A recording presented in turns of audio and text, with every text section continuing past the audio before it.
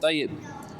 Now going on to a different subject, family, society, and politics.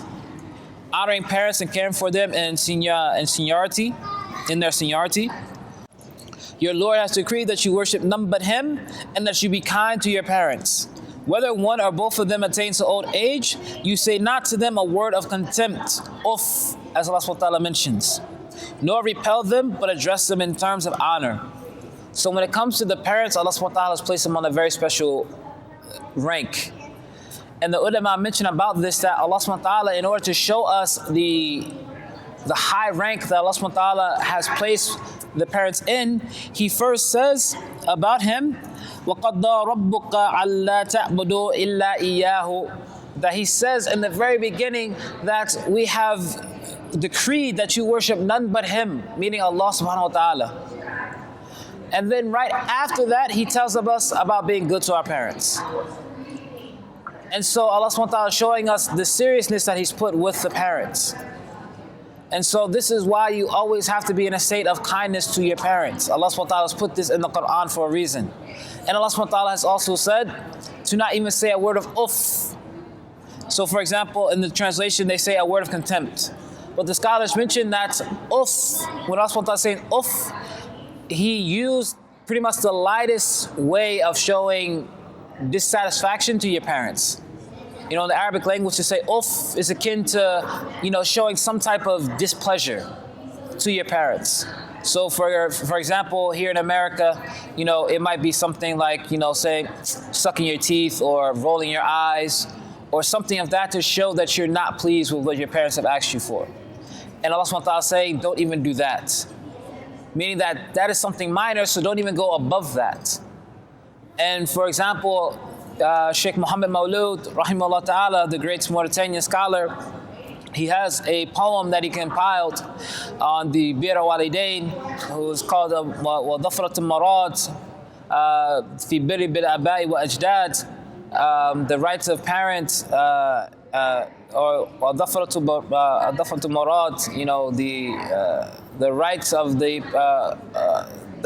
the parents and the grandparents.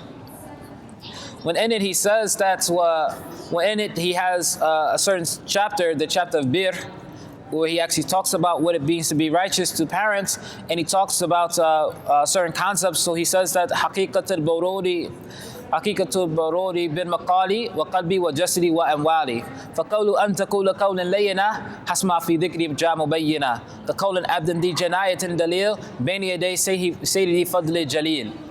So Sheikh Muhammad Maulud, he says in this particular beginning, he says that, the realities of bir, the reality, haqiqatul bururi bin maqali, the realities of having righteousness to your parents or having kindness to your parents is in your speech, bin maqali, wa qalbi wa jasadi wa amwali, and also with the heart and the body and with your wealth. And then he goes on to say, وَقَوْلُ أَن تَقُولَ قَوْلًا لَيِّنًا حَسْبَ مَا فِي ذِكْرِ جَاءُ مُبَيِّنًا. And he says, and for speech, it is to speak to them a kind word. فَقَوْلُ أَن تَقُولَ قَوْلًا لَيِّنًا حَسْبَ مَا فِي ذِكْرِ جَاءُ مُبَيِّنًا. And this is what has come down to us in a clear proof. حَسْبَ مَا فِي ذِكْرِ جَاءُ مُبَيِّنًا كَقَوْلٍ عَبْدٍ ذِي جَنَايَةٍ دَلِيلٍ بَيْنِ يَدَيْ سَيْدِ فَضْلِ الْجَلِيلِ. The way that a slave would be in front of a king, would be in front of his master, who is a harsh and cruel master. So this is the way that Sheikh Muhammad Maulud is, telling us that how we're supposed to act upon this verse. That we're supposed to be in such a state that we would be as if, for example, just imagine that you were a slave and you did something wrong and you had a harsh and cruel master. And how would you talk in front of that harsh and cruel master if you were a slave and you did something wrong? So this is the way that Sheikh Muhammad Maulud is saying that we should be with our parents. And later on in that same chapter, he says, لا ترفعوا صوت عليهما ولا تدعوهما باسميهما بلش على مكانه يا والدي ويا أباه ونحن دعوة مرجبة. He says later on in that chapter that do not even raise your voice to them. لا ترفعوا صوت عليهما ولا تدعوهما باسميهما بلش على. And don't call them by their names, except in their place Ya walidi wa makanahu ya walidi wa ya aba. Except in their place, say something like, "Oh my father," or "Oh my dear parents." Ya walidi wa ya aba. Wa nahwa min da'watin murajjiba. Or other callings like that are of a respectful manner. And so this has to do with the parents. Now, when we're talking about kindness to the parents, this does not necessarily mean that you're going to obey your parents in everything that they tell you. For example, and again, quoting from Sheikh Muhammad Maulud's poem, he says later on in his poem, he says that, you know, "Utihim fi jami' ma bihi amar idha khala mahadara wa min darar." That you obey them in everything that they command you, as long as it is free from harm or detriment.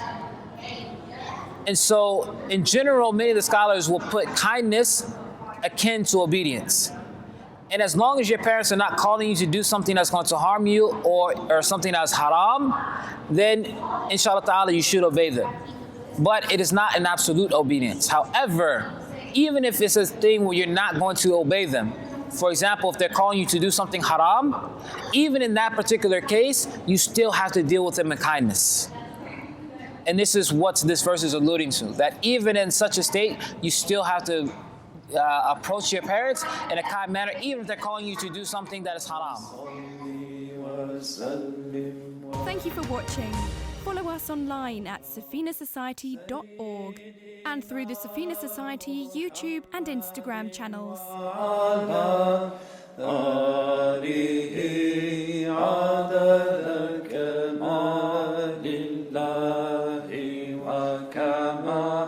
يليق بكماله اللهم صل وسلم وبارك على أسعد ما محمد وعلى آله عدد كمال